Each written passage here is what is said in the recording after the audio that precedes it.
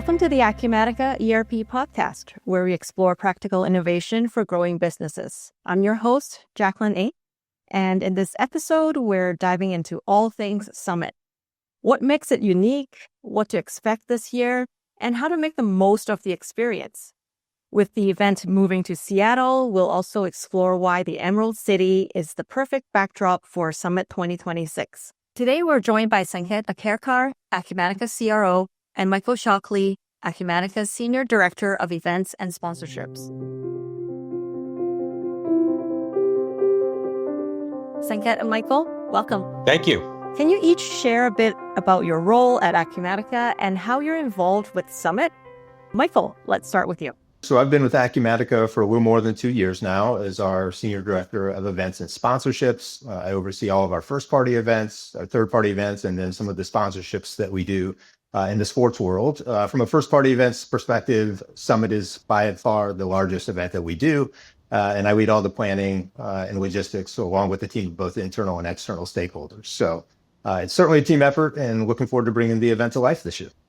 Great. I'm looking forward to it too. Sanket, what's your role at Acumatica and how you're involved with Summit? I've been at Acumatica now for 5 years, and my role is to oversee all of our global operations that are partner-facing, customer-facing, and all of our programs associated to that, to what we do. And so that's what's really nice about Summit. It's a great opportunity for me to get to see all of our partners and a lot of our customers that come and join us and spend a couple days learning and having fun and understanding what's up next for Acumatica. So for me, it's a great time to reconnect and see lots of people. If I'm not already traveling and seeing them, but it's a good opportunity for me to do that. So Sanket, you've been with Acumatica a bit longer than Michael. Tell us how Summit has evolved over the past 4 to 5 years. Yeah, I mean, I would say there's probably 2 ways to answer that. Some things that are the same and then some things that are different, right? So one of the things that's been the same is, our focus on making it a great experience for everyone that's there. It's truly inclusive. It's a great way to learn, for people to interact and network and learn what's coming from an Acumatica perspective. And I think those are the really positive things that are the same as part of that community that we're fostering from an Acumatica perspective over the last 5 years of the 5 summits that I've been to. But what I would say is different, really, there's probably 2 big things. One is it's just gotten a lot bigger. So we have lots more people, lots more customers that are coming, lots of different people from all over the world that will actually come and spend time with us, which is great. And, one of the things that I'm sure Michael will talk about is how do we continue to keep that energy and the vibe and the culture the same as Summit gets bigger. And for us, this one that's upcoming very soon, it's our first time in Seattle, which is where our headquarters. So that's changed, right? So all of the ones that I've been to were in Las Vegas. We're now going to bring it home to Seattle, which is quite exciting. Why was Seattle chosen as the new location for Summit? And how does the city align with the event's goals and values? No, it's a great question. I think we've all benefited, as Sanket mentioned, as this event has evolved over the past 5 or 6 years in Vegas. And I think maybe the way I kind of position it is the best thing we ever did was anchor down in Vegas. And the second best thing we're ever going to do is kind of leave Las Vegas. And so as we did that, we took a comprehensive look at all the various cities and venues. And what kind of became clear to us as we did that thorough review was that the Seattle Convention Center and its aptly named Summit Building, of all things, was unquestionably the best and most well-suited for the event of our size and our needs. I think Seattle provides the right setting, given the region's cultural, the economic, its innovative heritage. As Sanket mentioned, it's our headquarters. That's not why we chose it here, but that's certainly a plus. I think also Seattle being the cloud computing capital of the world bodes very well for our company and our message. And then honestly, too, being somebody who's based here in Seattle, I think this city has a very, from a business perspective, has a very rich kind of deep history of pioneering spirit, right? And innovation, whether you're looking at the lumber industry or the aerospace industry or technology and e-commerce. I think all those things kind of work well together. But then also from a logistics standpoint, it brings everybody together in a very close way. And that's something I know we'll talk about as well, because as Sanket mentioned, this event, as it's grown, has maintained its close-knit nature. And I think that's very important as we move forward. Yep, definitely. So in a crowded landscape of conferences and events, what makes Summit stand out as a must-attend experience? From my standpoint, what I would reflect on that question is what I generally hear from the attendees that do join What the kind of things that I hear are, one, I really get to learn things that I didn't know before. I get to meet and talk to people that help me to understand what's going on in, the world and the environment and the Acumatica world, and sort of how that will connect. And, and I think overall, and the last part of it, which I think is important, is, we try to also have fun with it. So it's, Mhm. try not to take it too seriously, but have a really good time. And I think all of those things together is what I generally hear from folks that attend. I think the last thing I would say is, for the folks that come, they always say the same thing to me. They're like, you guys put on such a great show that allows us to connect as a community, and we get to feel small even though we're big. And I think that is a hallmark of how it all comes together. And I think that's a really positive experience for everyone who attends. Agree. Yeah. I like how you mentioned that, we learn but we're having fun at the same time. In addition to all the things Sanket mentioned, I look at the role that Acumatica plays in our attendees' businesses, right? Like we are a mission critical function of their business, right? So the fact that you have this community coming together, more than 3,000 people, whether it's customers or VARs or ISVs, all of our partners in one place, that's something that is unprecedented throughout the rest of the year for us, right? So the amazing abilities for you to connect with all of these various community members happens nowhere else. And then honestly too, on another front, like in our personal lives, I'm like one of these people that has a group of friends that gets together every year, and sometimes everybody makes it, sometimes people don't. And one of the things we joke about is, those who go are those that know, right? And so if you want to know what happens, you got to show up and you got to be there at Summit. And I think about that in all the various areas of the event that are planned. Chances are it's some of these opportunities and activities that weren't planned that you're going to probably take away from the most. It's that conversation you had with a customer or a fellow, somebody else who has a business similar to yours that you didn't understand or didn't know was going to be there, right? It's all these kind of impromptu or dynamic things that happen at Summit when you bring 3,000 people together that are really going to kind of look back and be like, you know what, that was a must-attend event for me. And that's what we hope to replicate every year moving forward. What are some of the most exciting sessions, speakers, or activities attendees can look forward to this year? Sure. So, I think with Summit, it's hard to overlook keynotes, right? Keynotes are always the most compelling opportunities that we have to make a splash and provide a great preview of technologies that are making an impact. As Sanket says, I think we hold ourselves to a very high standard in that regard, and we try to deliver a lot of value during those sessions. I think last year we saw Acumatica's AI vision, our approach to strategy on full display. But from an attendee perspective, the breakout sessions are really going to kind of be the meat and potatoes, if you will, of what they're going to get from an engagement. And so I think those customer stories that they're going to hear, those real life experiences during these keynotes and these panel discussions, but then also, we look at how we structure these breakout sessions, and we get a lot of feedback every year. I think some things that we may talk about later are how we've kind of added a few more sessions that are a little bit more intimate in nature. One thing is we've created what we're calling cozy rooms, and these are workshops that are a little bit more smaller in nature, and those are the ones that fill up fast. So I think that's what we're really looking forward to kind of rolling out here at Summit 2026.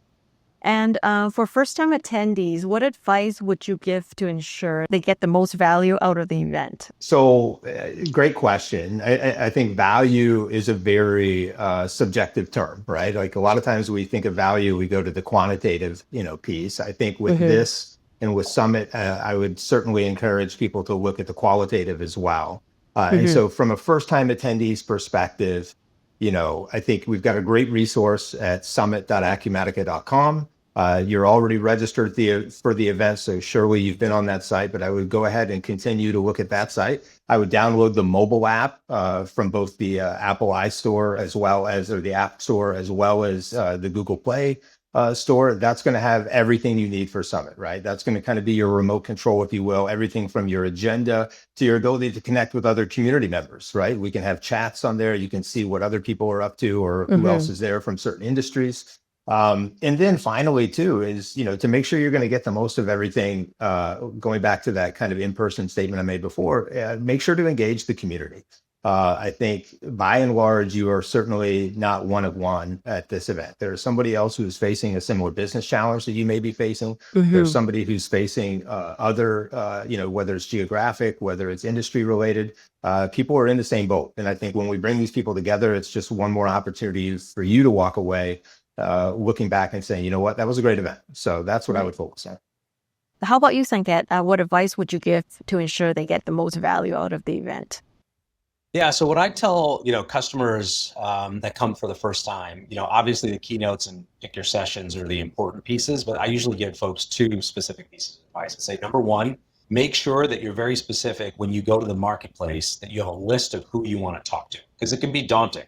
We've got a lot of partners that are there with lots of different solutions across different both functional and industry specific areas. So know who you want to talk to. Have a plan of making sure that you make it through the marketplace and get to see everyone that you want to go see. And number two, the piece of advice that I give folks is make sure that when you go to the meals, that you're sitting with the industry edition that you're with, and find a place to go sit down and have a conversation with someone you don't know.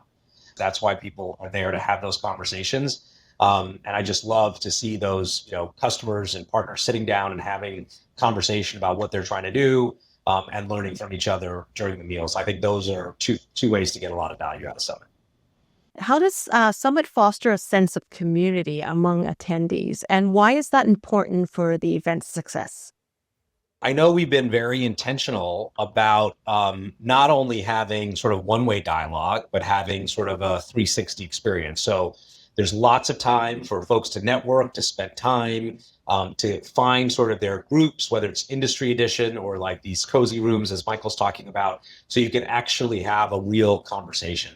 The hackathon is also a great experience. We do sort of at the same time that's there, that allow people to spend time getting to know each other and figuring out how to move the tech forward. So I think there's lots of different ways in terms of how that works, but I think that's an important part of how we view where the technology needs to go.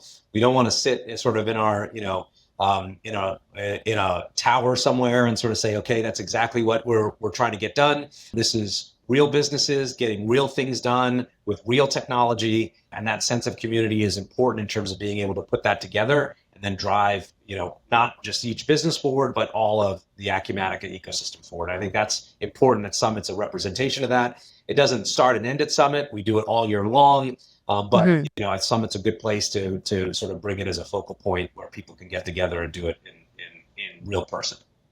For sure. Like a real life version of the virtual community. Yeah, that's right. And can I add something to that, Jaclyn?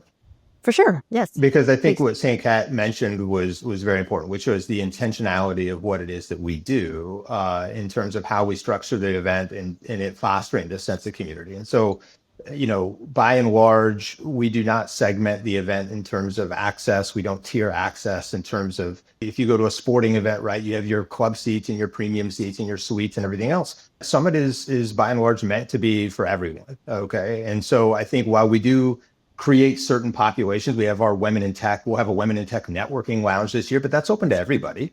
The programming that'll happen in that lounge is geared towards a certain message, but I think it's open to everybody. And the Women in Tech luncheon is open to everybody. And that's grown this year to where, we'll be able to have more than the 400 people that we've had to cap it at in the past. But the other thing that I think that's really important that Sanket mentioned is around the accessibility to our Acumatica executives, as well as all of our team members. We'll have more than 250 Acumatica employees there.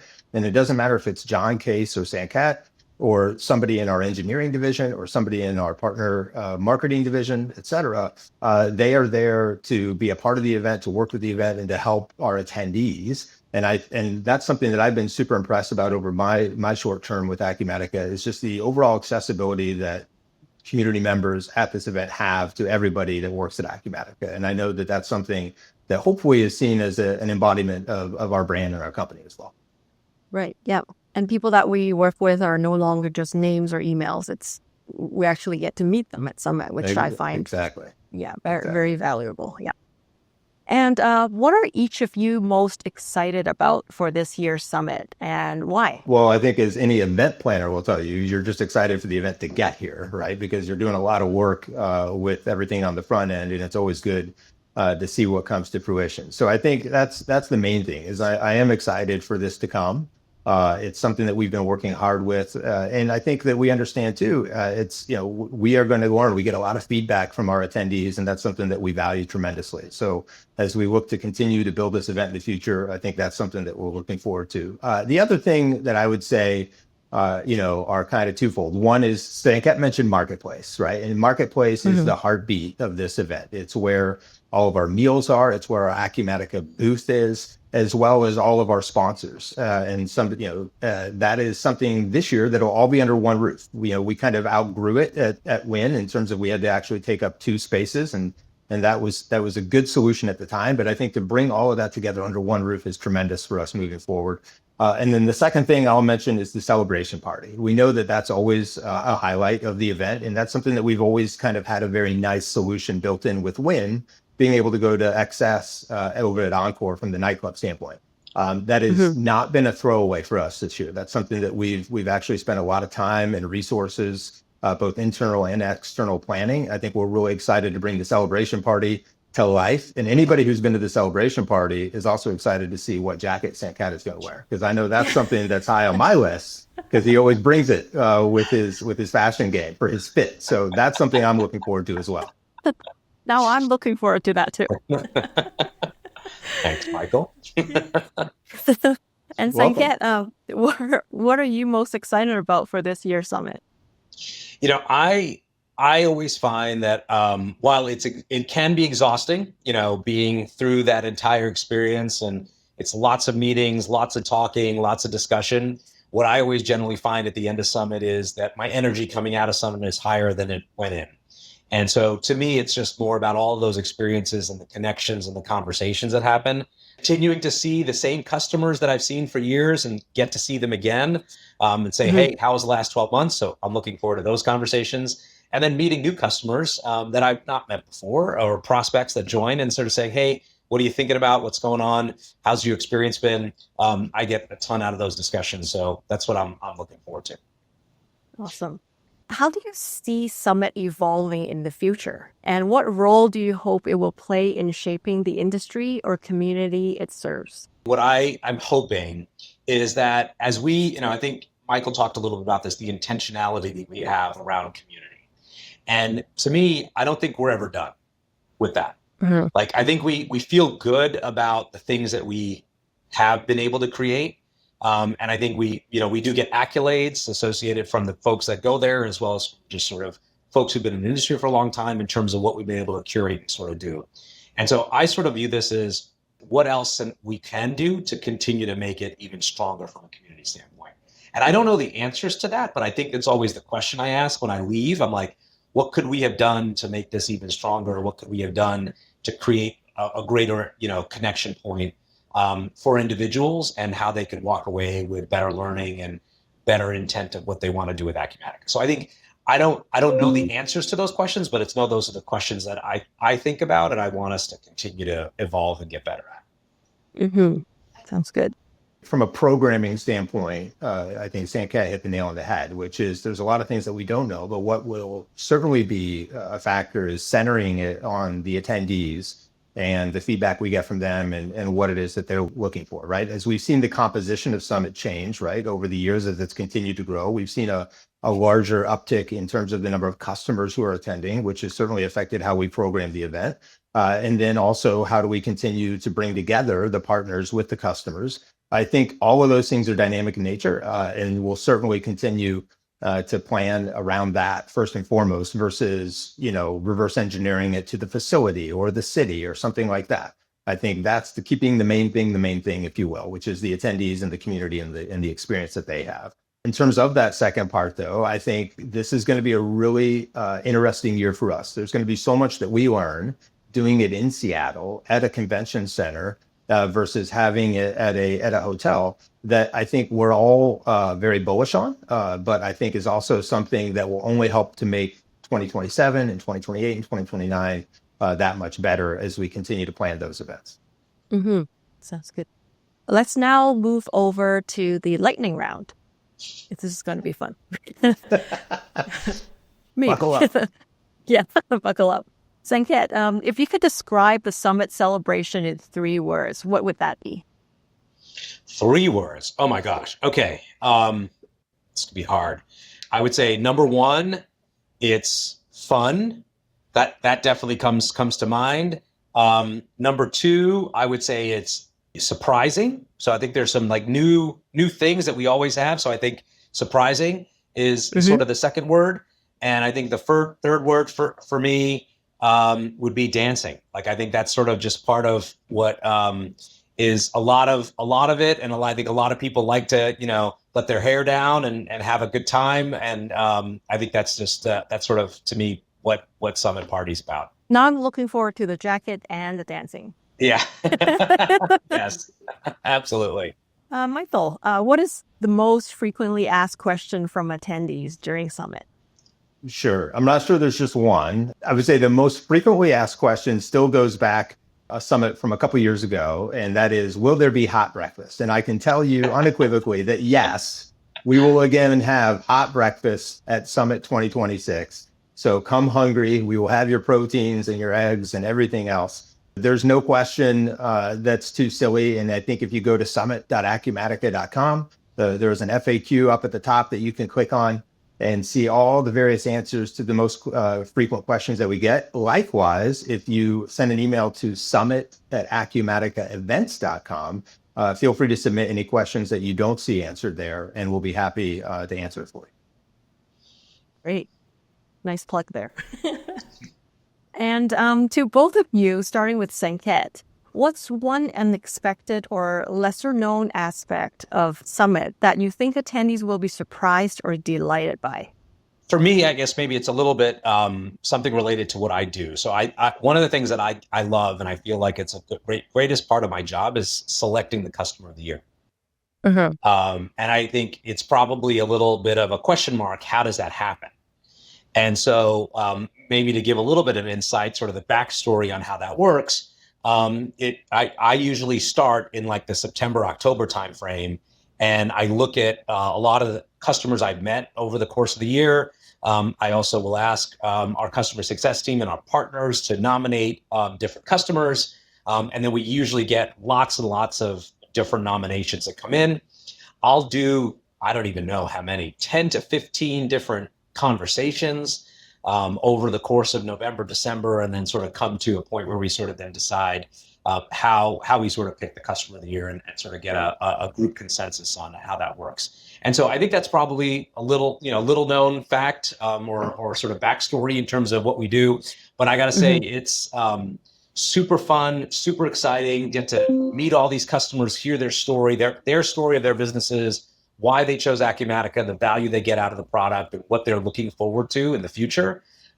It's inspiring for me. It's a lot of fun. I learn a lot, and I'm glad that we get to share those stories on stage at Summit. I love hearing those stories too. It's always so inspiring. Michael, what about you? What's one unexpected or lesser known aspect of Summit? I'm going to go with a couple of things. Sanket and I are both based here in Seattle. And so for me, this is personal. I'm hoping attendees will be surprised and delighted by Seattle in January. I think clearly that is a potential, challenge that we identified early on, moving from Las Vegas in January to Seattle in January. And I'm sure there is a perception.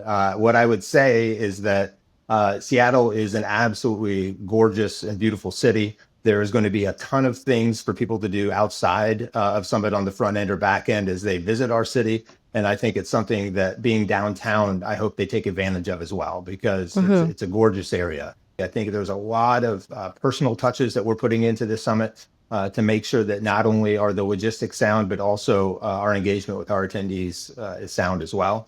But I'm hoping those are a couple of things that people will walk back from and say, I think that was a little bit better than I expected, all things considered. Because, if you haven't been to Seattle before, I can understand why you might be apprehensive to attend in January, but I'm telling you, it's a great place no matter what time of year it is. I was going to say, Michael, to that fact, it was colder in Vegas the last two summits than it was in Seattle. So that is.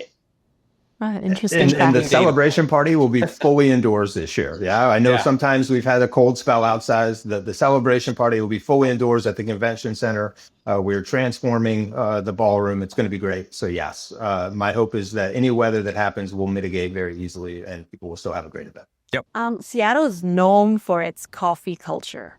What's your go-to coffee order to fuel a busy day at Summit?